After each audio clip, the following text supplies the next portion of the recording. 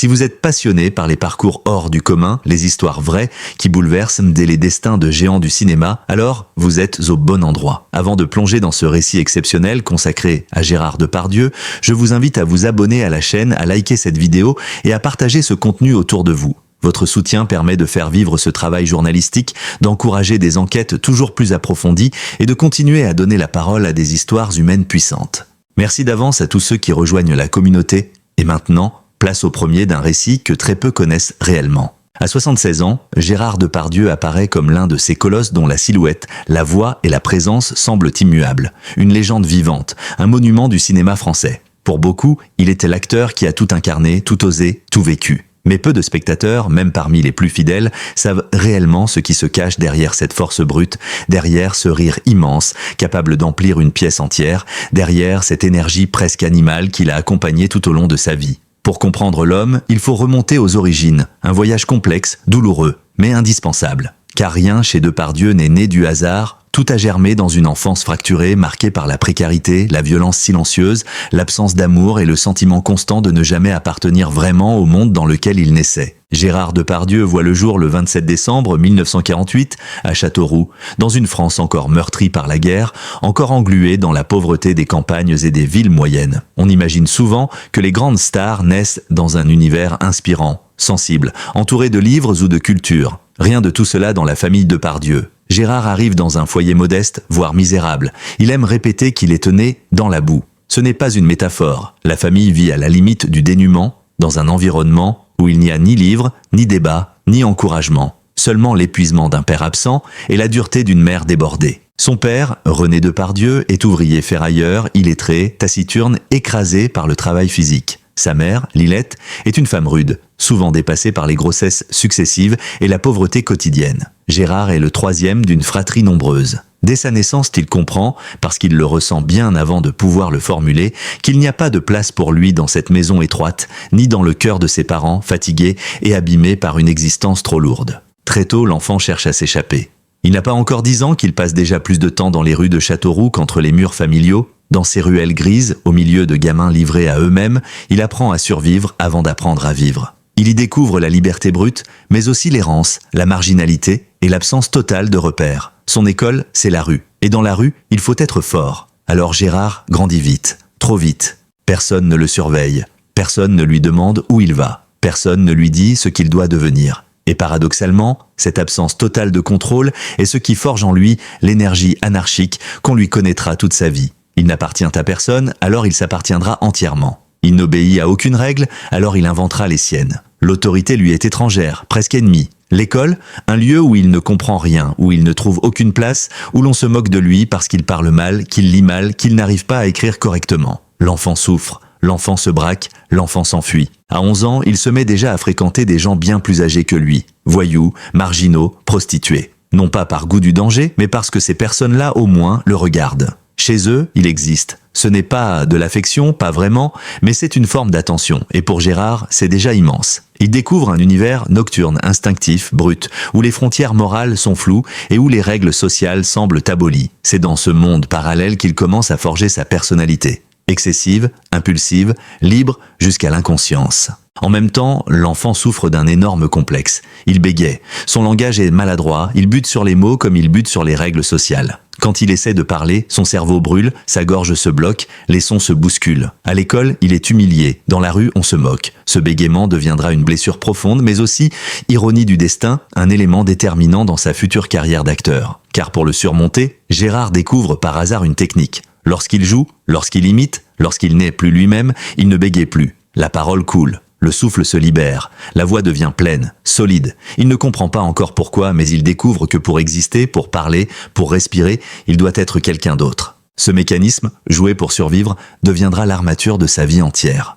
À 13 ans, Depardieu quitte quasiment définitivement l'école. Il erre, il traîne, il tombe dans de petites délinquances, il vole parfois, par nécessité ou par impulsion, il s'enfuit régulièrement de la maison. Certains policiers le connaissent de vue. Il vit dans un état de demi-fugue permanente, ce n'est pas un choix, c'est une fuite organique, instinctive, contre un monde dans lequel il ne trouve aucune place. Il le racontera plus tard, avec un mélange de honte et de lucidité. Je ne pouvais pas rester dans une maison où je n'avais rien, où je n'étais rien, j'allais dans la rue pour sentir que j'existais. La rue pourtant n'est pas tendre. Elle expose, elle marque, elle détruit parfois. Mais elle peut aussi, paradoxalement, révéler. Depardieu apprend à observer les gens. Les gestes, les voix, les regards, les postures, c'est là, dans ce théâtre brut de la réalité, qu'il développe le talent d'imitation qui deviendra l'un de ses dons les plus puissants. Il imite les ivrognes, les commerçants, les sergents de police, les voisins, il fait rire, il surprend, il fascine. Et pendant quelques instants, il n'est plus le petit Gérard sans avenir, il devient n'importe qui, il devient quelqu'un.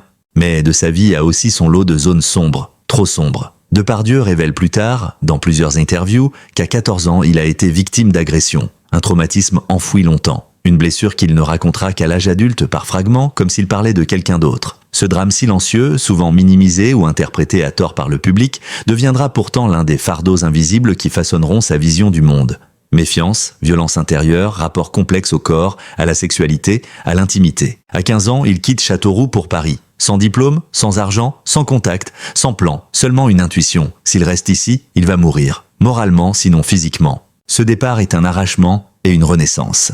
À Paris, il dort sur des lits de fortune, dans des chambres de bonne, parfois chez des amis qu'il connaît à peine. Il accepte n'importe quel job, livreur, manutentionnaire, aide dans un atelier. Il n'a pas encore trouvé le théâtre, mais le théâtre l'attend déjà. Un jour, il accompagne un ami dans un cours d'art dramatique.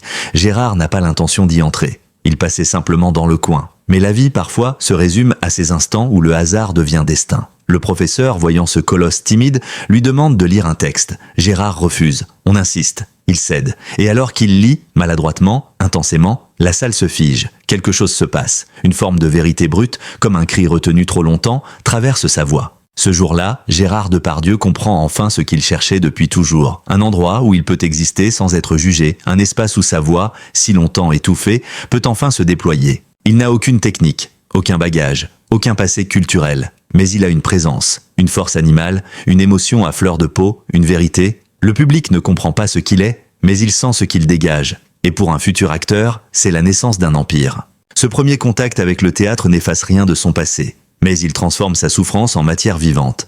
Là où d'autres sombrent, lui construit. Là où d'autres s'effondrent, lui se relève. Il n'a jamais appris à être discipliné, jamais appris à être sage. Mais il a compris instinctivement que le théâtre est un refuge et un champ de bataille. Sur scène, il peut se battre contre ses fantômes. Hors scène, il peut tenter de survivre à son propre chaos. Gérard Depardieu, le géant du cinéma français, naît véritablement à ce moment-là, lorsque le petit garçon perdu de Châteauroux découvre que sa voix, enfin, peut résonner. Lorsque Gérard Depardieu arrive à Paris au milieu des années 1960, la capitale n'a rien d'accueillant. Elle n'est pas cette ville romantique que décrivent les cartes postales. Elle est froide, bruyante, immense, indifférente. Pour un adolescent quasi illettré venu de Châteauroux, elle pourrait être un piège, un labyrinthe, un gouffre. Et pourtant, pour lui, Paris représente une chance, la première véritable chance de sa vie. Une ville où personne ne connaît son passé, où son bégaiement n'est pas encore une étiquette, où sa misère n'est pas un stigmate. Il débarque avec si peu, un sac usé, quelques vêtements, des rêves encore informes, et ce besoin vital de fuir la fatalité. Les premiers mois sont chaotiques. Il dort sur des lits d'appoint, dans des chambres minuscules, parfois sur un canapé dans l'appartement surpeuplé d'un ami rencontré par hasard. Pour gagner de quoi manger, il accepte tous les petits boulots imaginables, manutentionnaire, aide-livreur, coursier, gardien de nuit, employé temporaire sur des chantiers. Le jeune Gérard n'a qu'un atout, son corps. Un corps robuste, puissant, façonné par les années de survie dans la rue. Il l'utilise pour porter, pousser, tirer, soulever. Il est jeune mais déjà fatigué, déjà marqué par une vie trop lourde. Mais Paris ne tarde pas à lui offrir une rencontre qui changera tout. La découverte fortuite du monde du théâtre. À l'époque, il n'a aucune idée de ce qu'est réellement l'art dramatique. Il ne connaît ni Molière, ni Racine, ni les grands auteurs contemporains. Il n'a lu aucun roman depuis l'école primaire. Pourtant, lorsqu'il pénètre pour la première fois dans une salle de répétition, quelque chose en lui s'éveille, un instinct, une vibration, un appel. Ce jour-là, il accompagne un ami à un cours du Café de la Gare, un théâtre expérimental où se mêlent jeunes artistes, rêveurs, marginaux, comédiens en devenir. L'ambiance y est électrique, imprévisible, presque chaotique, un refuge idéal pour un jeune homme qui n'a jamais su entrer dans les cadres traditionnels. Quand le professeur l'invite à lire un texte, Depardieu hésite. Lui, lire, devant des gens, avec son bégaiement, sa honte, son accent rude, c'est impensable. Et pourtant, il finit par accepter. Peut-être par défi, peut-être par curiosité. Peut-être parce que, au fond de lui, il sent confusément que ce moment pourrait être fondateur. Lorsqu'il se met à lire, maladroitement, brutalement, presque instinctivement, la salle se fige. Ce n'est pas tant qu'il joue bien, c'est qu'il joue vrai. Ses mots claquent comme des coups. Son souffle est irrégulier mais puissant, sa présence irradie. La scène révèle ce que la rue avait déjà sculpté en lui, une énergie brute, sauvage, indomptable. Le professeur le fixe, surpris, presque ému. Les élèves échangent des regards, quelque chose vient de se produire. L'enfant perdu de Châteauroux vient de trouver un territoire. Dans les semaines qui suivent, Depardieu s'immerge totalement dans cet univers nouveau. Il n'a aucune technique, mais il a un instinct phénoménal. Et surtout, il a une blessure, profonde, ancienne, brûlante, qui devient une source intarissable d'émotions. Il ne joue pas pour séduire ou pour briller, il joue pour exister, pour survivre, pour exprimer ce qu'il n'a jamais pu dire, pour se libérer du poids de son enfance.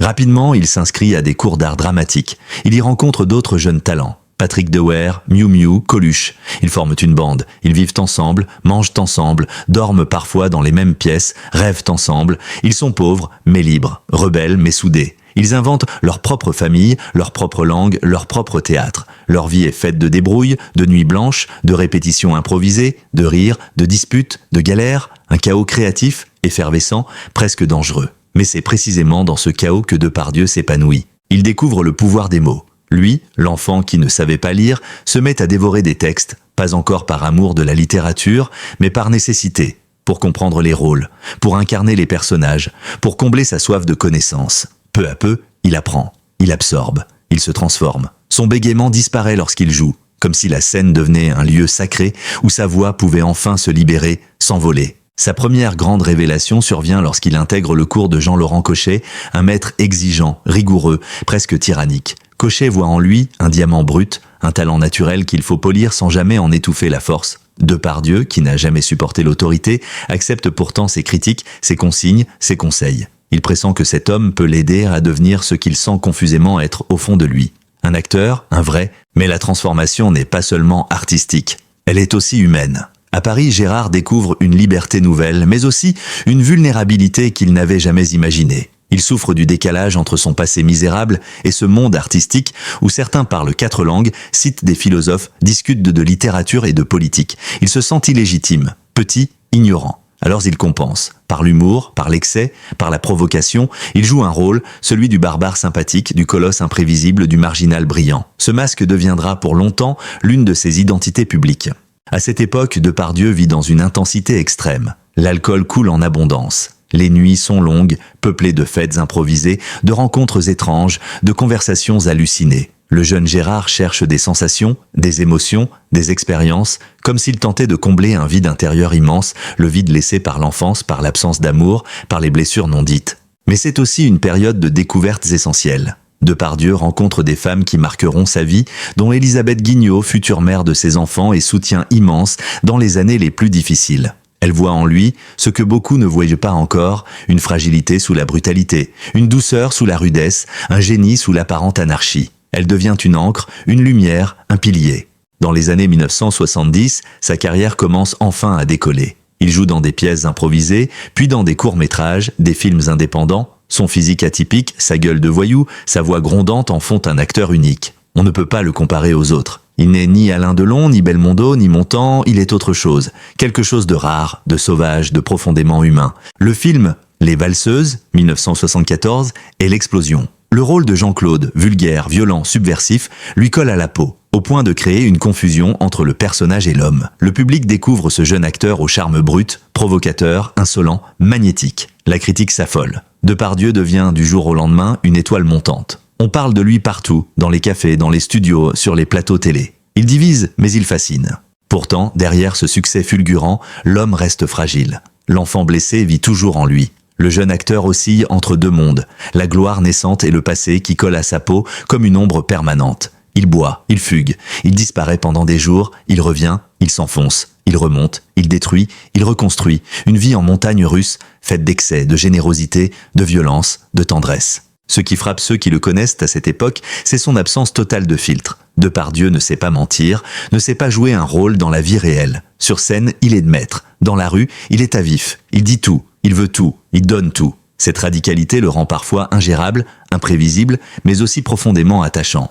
Dans les années qui suivent, Depardieu multiplie les rôles, comiques, dramatiques, romantiques. Il apprend, il expérimente, il se dépasse. Il devient l'un des acteurs les plus demandés en France. Certains réalisateurs voient en lui une force primitive capable de porter les films les plus exigeants. D'autres le craignent. Trop indomptable, trop explosif, trop incontrôlable. Mais ce que personne ne sait encore, c'est que l'homme, derrière le géant, est en train de mener un combat intérieur titanesque. Un combat contre ses propres démons, contre son rapport au corps, contre sa honte d'enfant pauvre, contre son besoin permanent d'excès pour exister, contre le vertige du succès qui l'effraie autant qu'il le grise.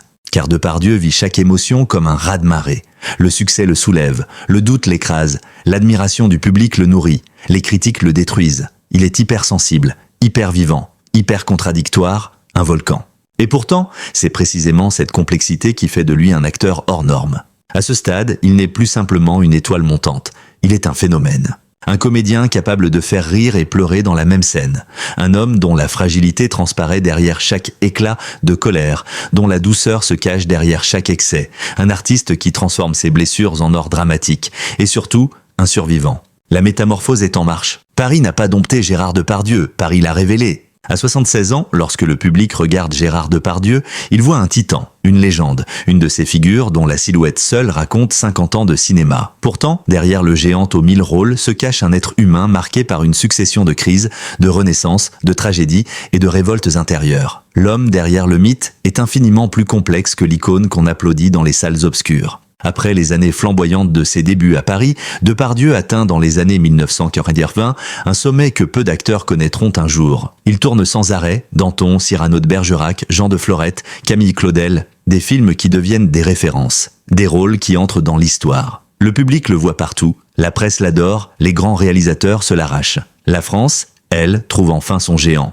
L'acteur capable de porter sur ses épaules une époque, une émotion, une identité culturelle. Mais le succès chez Depardieu n'est jamais une ligne droite. Au contraire, plus il devient célèbre, plus son rapport au monde se complexifie. Il se sent tiraillé entre deux forces contradictoires. D'un côté, l'admiration du public, les récompenses, les tournages, les voyages, les honneurs, une ascension fulgurante. De l'autre, un sentiment de vide intérieur, nourri par des questions sans réponse.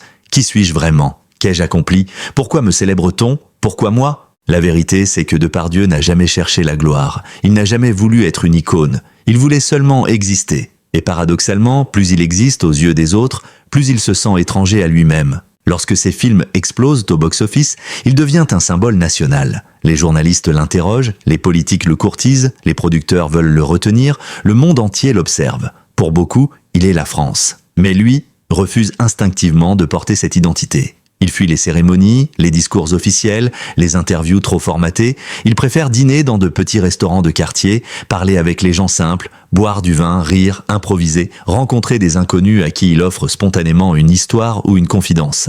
La star mondiale veut rester un homme du peuple. Car plus la célébrité grandit, plus le jugement public devient féroce. Les critiques, autrefois fascinés par l'acteur mythique, commencent peu à peu à scruter l'homme. Ses excès, ses colères, ses fuites, ses déclarations provocantes, sa façon d'aimer trop fort, de boire trop vite, de vivre trop intensément, la presse adore le mettre en une. Pour ses films, mais aussi pour ses scandales. Depardieu devient un personnage médiatique, et cette transformation le blesse profondément. Il a passé toute sa vie à fuir les étiquettes, le voilà enfermé dans une double image, l'acteur génial et l'homme impossible.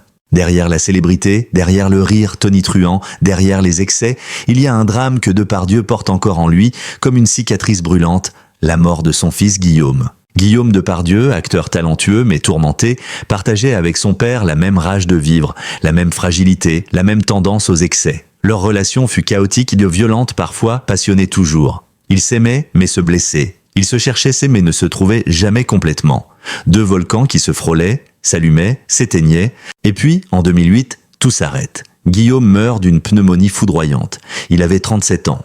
Pour Gérard, c'est un effondrement, une déflagration, une culpabilité sans fin. Il perd son fils, mais il perd aussi une part de lui-même, la part la plus sauvage, la plus rebelle, la plus douloureuse. Après sa mort, Depardieu confie.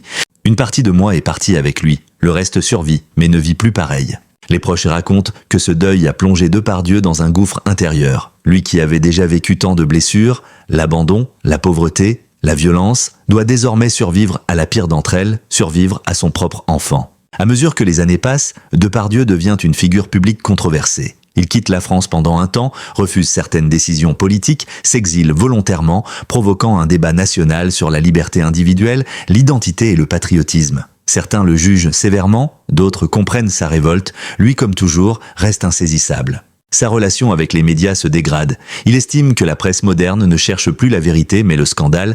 Il se protège, il se fâche, il s'éloigne. Les interviews deviennent de plus en plus rares, de plus en plus chaotiques aussi. Depardieu refuse de jouer le jeu. Il dit ce qu'il pense, quitte à choquer, à être mal compris. Mais derrière la colère, il y a un désespoir sourd, celui d'un homme qui ne reconnaît plus le monde dans lequel il a grandi, qui ne retrouve plus la simplicité humaine qu'il aimait tant, qui voit la société se transformer trop vite, trop loin de lui. Et pourtant, malgré les polémiques, malgré les drames personnels, malgré l'âge, Depardieu continue de tourner, inlassablement, comme si le cinéma était la seule chose capable de le maintenir vivant. À 60 ans, il réinvente sa carrière avec des rôles plus introspectifs, plus sombres, plus complexes. À 70 ans, il surprend encore le public par sa vitalité, sa créativité, sa capacité à se réinventer. À 76 ans, aujourd'hui, il demeure l'un des derniers monstres sacrés du cinéma mondial. Son jeu n'a plus rien à voir avec celui de ses débuts. Là où il était autrefois volcanique, explosif, instinctif, il est aujourd'hui plus profond, plus intériorisé, presque chamanique. Il ne joue plus les personnages, il les habite, il les avale, il les métabolise. Chaque rôle devient une manière de dialoguer avec sa propre vie, ses propres contradictions, ses propres fantômes. Ce qui rend Depardieu unique, ce n'est pas seulement la grandeur de ses rôles, ni la diversité de sa filmographie, ni son influence sur des générations entières d'acteurs. Ce qui le rend unique, c'est sa vérité brute, sa capacité à tout donner, même ce qu'il n'a pas, son refus de se conformer, son rapport organique à la vie, au monde, aux autres. Peu d'acteurs auront autant marqué le cinéma mondial. Peu auront laissé une trace aussi vibrante, aussi imparfaite, aussi humaine. Peu auront incarné dans la même vie autant de contradictions, le génie et le chaos, la tendresse et la violence, la grandeur et la chute, l'amour et la perte. Car derrière chaque image de Depardieu, en Cyrano, en Obélix, en Danton, en paysan, en soldat, en amoureux, il y a un enfant qui court dans les rues de Châteauroux, un adolescent perdu dans Paris, un père brisé par la mort de son fils, un homme qui cherche encore et toujours sa place. Voilà ce que le public ignore souvent. Gérard Depardieu n'est pas seulement un acteur, il est un survivant. Un être qui a traversé plus de tempêtes que la plupart des hommes. Un cœur abîmé mais indestructible. Une âme qui, malgré tout, continue de vibrer. À 76 ans, alors que beaucoup imaginent qu'il a tout vécu, tout dit, tout accompli, la vérité est bien plus bouleversante. Vous ne saurez jamais vraiment ce que Gérard Depardieu a enduré. Vous ne saurez jamais toutes ses douleurs, toutes ses batailles, tous ses fantômes. Mais à travers son œuvre, à travers ses films, à travers sa voix, vous pouvez entendre, si vous écoutez bien, la vibration d'une vie qui n'a jamais cessé de brûler. Et c'est peut-être cela le vrai miracle de Depardieu, être resté vivant malgré tout. Gérard Depardieu n'est pas seulement un acteur, il est un monde à lui seul. Un monde de contradictions, de lumière et d'ombre, de blessures et de renaissance. À 76 ans, il demeure l'un des derniers géants capables de porter sur ses épaules les émotions de tout un peuple. Son histoire n'est pas parfaite, elle n'est pas lisse, elle n'est pas confortable, mais elle est vraie, profondément vraie. Et peut-être est-ce justement cette vérité brute, cette humanité écorchée, qui continue de toucher des millions de personnes à travers le monde. En retraçant sa vie, ses douleurs, ses élans, ses pertes et ses victoires, nous comprenons une chose essentielle. Derrière chaque légende se cache un être humain qui a combattu pour exister. Depardieu a survécu à son enfance, à ses excès, à ses démons, à ses drames les plus intimes. Et malgré tout, il avance encore, porté par une passion qui ne s'éteint jamais. Si cette histoire vous a ému, inspiré, bousculé, alors je vous invite à faire un geste simple mais essentiel pour soutenir ce travail. Abonnez-vous à la chaîne, activez la cloche de notification, likez et partagez cette vidéo pour que d'autres puissent découvrir ce récit. Votre soutien est la force qui permet de continuer à raconter ces destins extraordinaires, à offrir des enquêtes toujours plus profondes et à préserver la mémoire de ceux qui ont marqué notre culture. Merci pour votre fidélité, merci pour votre écoute et à très bientôt pour une nouvelle histoire qui vous touchera au cœur.